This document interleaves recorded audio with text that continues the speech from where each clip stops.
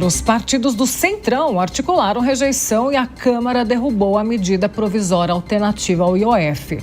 Com isso, o governo prevê rombo de mais de 40 bilhões de reais nas contas nos cofres públicos. Temos aqui a Alan Gani já nos estúdios do Jornal da Manhã. Gani, quero que você dê a sua interpretação dessa derrubada do IOF e mais. Como que o mercado interpretou hoje também? Bom dia. Bom dia, Paula. Bom dia, Nonato. Bom dia a toda a nossa audiência. A gente precisa de contexto para entender essa situação.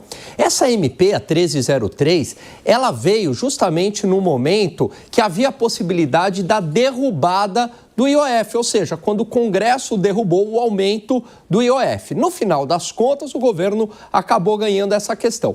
Mas, à época, com a derrubada do IOF, pelo menos temporária, o governo, então, fez um acordo com o Centrão para compensar a perda de arrecadação com o imposto sobre as operações financeiras e veio essa MP. O que aconteceu? O governo acabou judicializando a questão, parou no Supremo.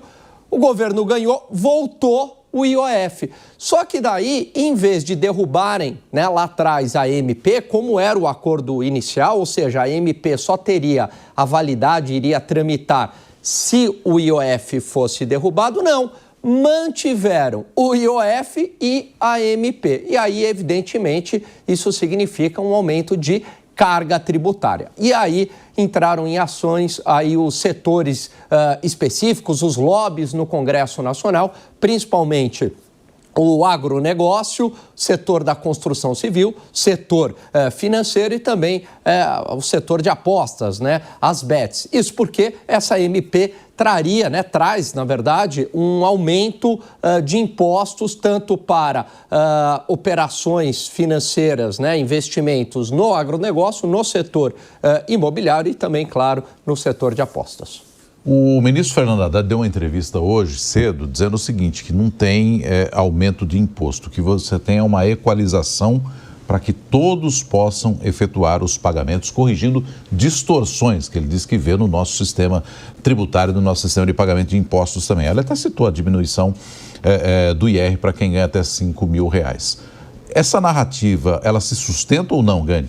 Olha só, um argumento por parte dele muito ardiloso. Por que eu digo isso? Porque, de fato, não há essa equidade tributária. Então, ele se utiliza deste argumento, não há uma equidade tributária, portanto, vamos aumentar o imposto. Mas há o aumento de imposto, isso é inegável, A questão é a motivação pelo aumento de imposto, mas que há o aumento de imposto, isso não há dúvidas. Agora, por que não ir numa outra direção? Ok, não existe essa equidade tributária, Cada setor acaba pagando um imposto, um paga mais, outro paga menos. Então, por que não ir gradualmente numa redução tributária? Olha, existe aqui essa ineficiência tributária, mas a partir de agora o nosso plano é, aos poucos, reduzir tributos e todo mundo chegar numa mesma alíquota. Por que não ir nessa direção? Ir nessa direção significa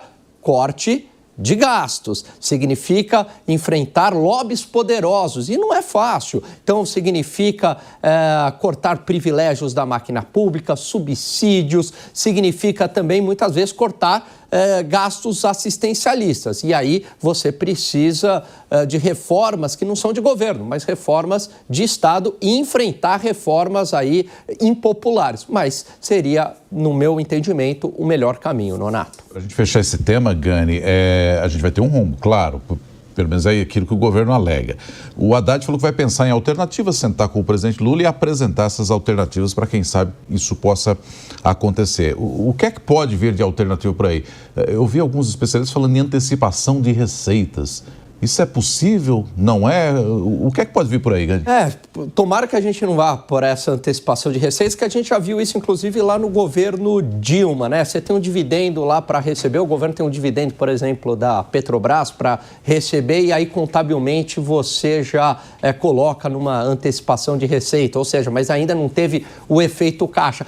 São maquiagens, contábeis. O que daria? Seria, na verdade, fazer uma reforma administrativa, seria já pensar numa segunda reforma da Previdência. o caminho é por aí. Não é de mais arrecadação. A população brasileira ela não aguenta mais falar em aumento de impostos. Portanto, seria o caminho do corte de gastos. Mas, novamente, corte de gastos é algo que acaba trazendo consequências impopulares, mas é o melhor caminho.